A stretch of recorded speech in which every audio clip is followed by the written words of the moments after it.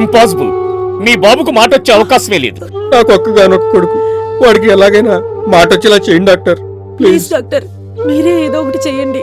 ఇక్కడ 30 years industry. నేను చెబుతున్నాను కదా, ఇట్ ఈస్ ఇంపాసిబుల్. ఆంధ్ర వెళ్ళి వెంకన్న దర్శనం చేసుకుందాం.